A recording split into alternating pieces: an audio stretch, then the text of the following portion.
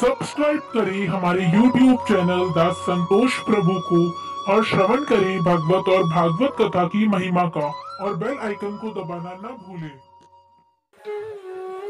एक राज्य का राजा थे और शाम का समय में वो अपने छत पे टहल रहे थे। छत पे टहलते समय उन्होंने नीचे की तरफ देखा। थोड़ा छत के नीचे कुछ ही दूर के अंदर बाजार था। बाजार बड़ा शोर शराबी चारों तरफ, इस तरह से बाजार के माहौल जैसे होता है वैसा ही था। और छत के नीचे जब नजर पड़ा, बाजार की बीचों बीच एक संत चल रहे थे और संत के साथ में एक दो शिष्य थे जो उनके साथ चल रहे थे। और संत अपना बाजार की भीड़ में भी ऐसे चल रहे थे। संत तो संती होते हैं, चाहे बाजार हो चाहे मंदिर है। संत तो संती होते हैं, जहाँ बाजार है या मंदिर हो, या बाजार में है या मंदिर में, संत अपने धुन में ही मस्त रहते हो। तो उसी तरीका से संत अपना धुन में अपना मस्ती से मस्त होकर के चल रहे थे। वो जो राजा छत पे टेल करके वो देख रहे थे। इतना भरी बाजार में संत जा रहे हैं और दोनों साइड बाजार के माहौल जैसा होता है, दोनों साइड दुकानें बाजार इतना है, इतना डिस्टर्बेंस है और इस तरीका से माहौल है, चिल्लम चालिम हो रहा है। संत ना बाएं देख रहे ना दाएं देख रहे, अपना धुन में इतना मस्ती से, इतना खुश होकर के इतना मस्ती से कैसे कोई जा सकता है। तो ये देख करके इतना प्रभावित हुए वो महाराज जो राजा देख रहे थे छत से, उनको देख करके इतना प्रभावित हो गए, इतना खुश हो गए, उनका मन में इतना व्याकुल हो गया, इतना इच्छा हो गया कि इतना मस्ती से कौन ऐसे कैसे रह सकते हैं। तो उनको देख करके इतना व्याकुल हुआ कि इनसे मैं कुछ पूछूंगा। तो तुरंत इनका जो सेवक है राजा के, उनको आदेश कर दिया कि तुरंत इस संत को मेरे पास लेकर के आओ। नीचे से रस्सी डाले और रस्सी डाल करके उसमें संत को रस्सी के सहारा में बांध करके ऊपर उठा के लिया है, छत के ऊपर ला करके पेश कर दिया राजा के सामने। जैसे पेश कर दिए तो वो हैरान हो गए। तो राजा ने माफी मांगा कि मैं बड़ा व्याकुल हूँ और मेरा इतना इच्छा है, बड़ा व्याकुल हो गया मैं आपसे पूछने के लिए। बोले जो संत थे, बोले ऐसा क्या प्रश्न था, ऐसा क्या जो अच्छा क्या पूछना चाह रहे थे। इस तरीके से व्याकुल होकर के संत हंस करके बोल रहे हैं। उनको तो रस्सी के सहारा में बांध करके ऊपर खींच करके छत पे लिया है। जब संत से पूछा इन्होंने, इस तरीके से संत हंस करके बोल रहे हैं, जरा सा भी गुस्सा नहीं किया। वो जो संत थे हंस करके बोल रहे हैं, क्या बोल रहे हैं कि ऐसा राजन आपका क्या प्रश्न था जो पूछना था, इतना व्याकुल हो उठे। तो उस बात को सुन करके जो राजा हैं वो माफी मांगते हैं कि आपको इस तरीके से लाने के लिए मैं माफी चाहता हूँ, बट लेकिन मैं बड़ा व्याकुल हो गया, ये चीजें पूछने के लिए मेरे से रहा नहीं गया। तो बोले क्या सवाल है, पूछिए आप। बोले मैं पूछना ये चाहता हूँ कि मुझे जल्द से जल्द भगवान के प्राप्ति कैसे हो सकता, भगवान के दर्शन कैसे कर सकता।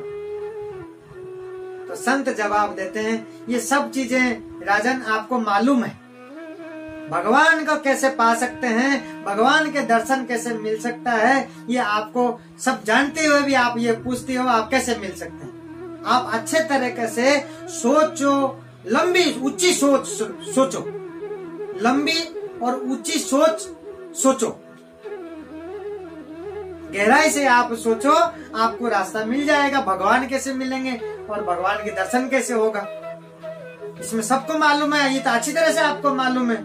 तो इसी तरीका से कहते हैं। और जो राजा जो हैं उनके सामने गिड़गिड़ाते हैं, जो राजा हैं उनके सामने गिड़गिड़ाते हैं कि ये मुझे मालूम होता तो मैं आपको थोड़ी पूछता। इस तरीका से ऐसे आपको व्याकुल होकर के आपको इस तरीका से जल्दबाजी में उठा के लाया और इस तरीका से ला करके हम पूछ रहे हैं, मेरे मालूम होता तो मैं नहीं पूछता।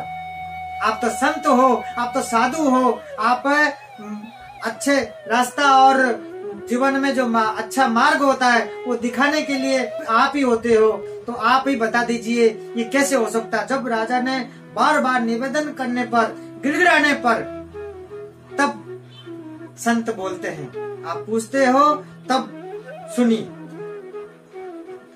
बोले जैसे आप राजा हैं और मैं आता हूँ आपसे मिलने के लिए, आकर के दरवाजा पे आऊंगा तो आपके द्वारपाल को बोलूंगा, द्वारपाल वो सूचना लेकर के आगे तक जाएंगे और वो आपके तक पहुंचाएंगे।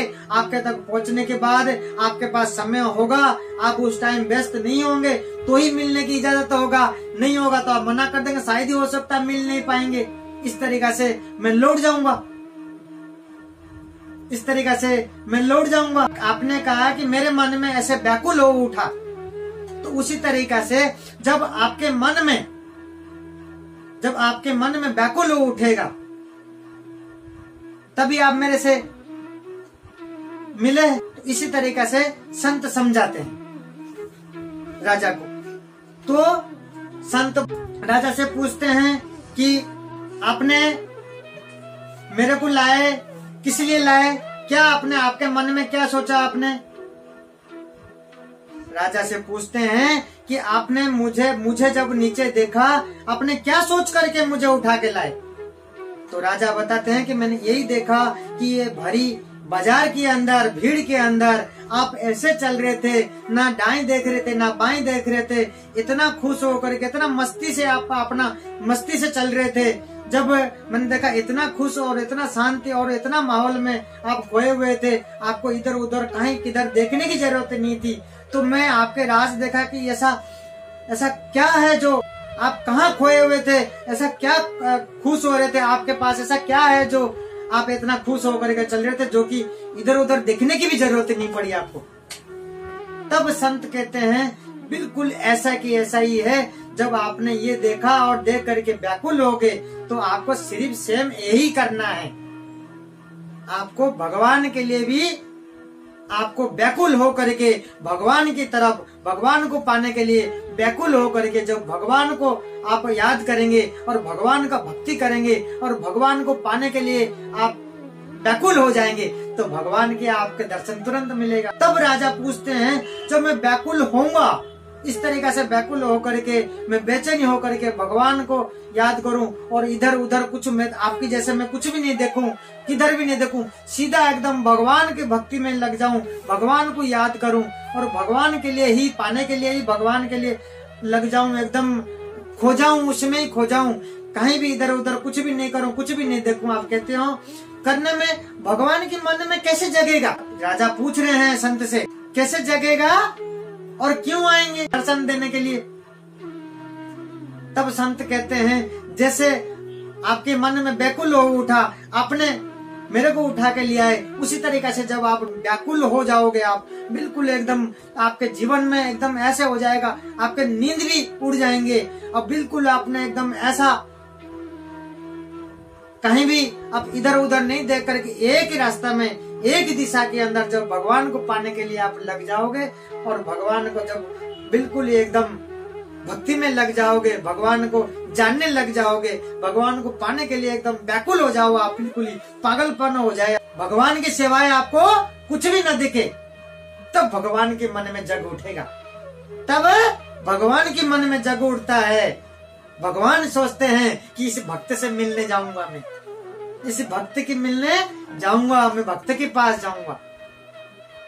जैसे आपके मन में व्याकुल हो उठा था, मैं आकर के आपके पास पहुंचा, आपके सेवकों ने मेरे को लिया है, उसी तरीके से जब आप भगवान के प्रति आप व्याकुल हो जाएंगे, एकदम पागलपन हो जाएगा, उनके सिवाय आपको कोई दिखेगा ही नहीं, एक ही दिशा में आप लग जाओगे। जैसे आपने मुझे देखा, मैं रास्ता में एक ही दिशा चल रहा था, न मैं दाएं देख रहा था, न मैं बाएं देख रहा था, उसी तरीके से आप जब लग जाओ, आपके जो व्याकुलपन हो जाए, आपको कुछ दिखना बंद हो जाए, सिर्फ दिखे भगवान, तभी आप भगवान को पा सकते हो और भगवान के दर्शन हो सकते हो। तो ये है हमारे एक संत और राजा की कथा। तो किसी चीज को भक्तों पाने के लिए हर चीज पॉसिबल है, कोई भी चीज हमारे जीवन में इम्पॉसिबल नहीं है। हर चीज को आप पा सकते हो, हासिल कर सकते हो। ये तब होगा जब हम किसी चीज के प्रति तन मन धन से एकदम उसमें व्याकुल होकर के जब नींद उड़ जाए उस चीज का, उसी के पीछे लग जाए, तभी हम उस चीज को हासिल कर सकते हैं, उसको पा सकते हैं।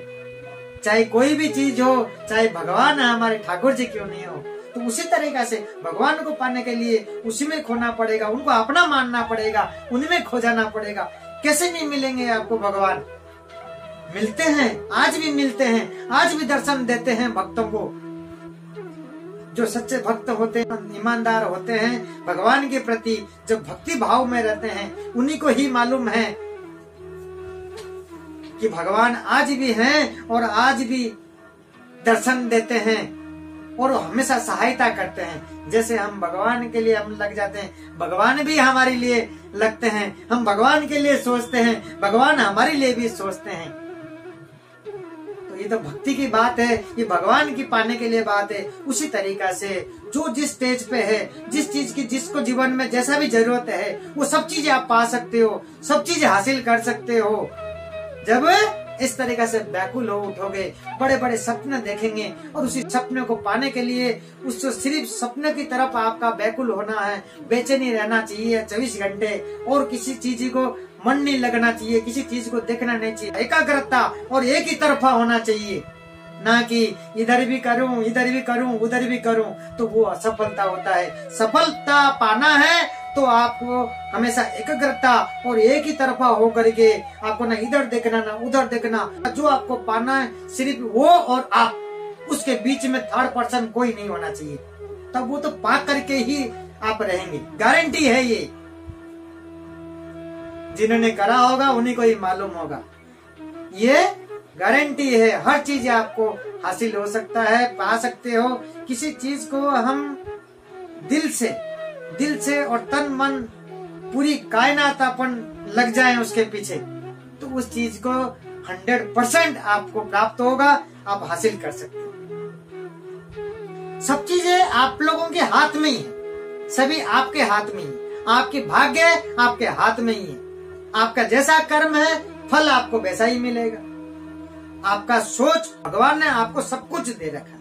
मान लीजिए कोई भी एक ही चीज है, उसको सोचो, उसके बारे में सोचो, और सोचो और सोचो और सोचो, और क्या बेस्ट कर सकते हो, और क्या बेस्ट से बेस्ट सोच सकते हो। जितना सोचोगे उतना आपको आगे बढ़ने की रास्ता दिखेगा। तो ये हमारे जीवन है, तो इसको आपके पास सब कुछ है, सिर्फ सोचने विचार करने और थोड़ा एकाग्रता लाने की जरूरत है जीवन के अंदर। तभी जीवन में तो आनंद ही आनंद है। ये आपके मनुष्य जीवन है, 84 लाख होने के बाद आपको ये जीवन प्राप्त हुआ है।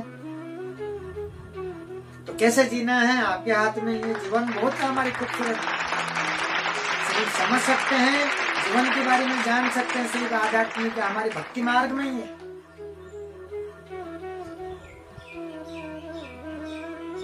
तो भक्ति मार्ग में आइए, सब चीजें आपके जीवन में जान पाएंगे और आगे आपकी जीवन का जो रुका हुआ मार्ग है वो खुल जाएगा, गारंटी है।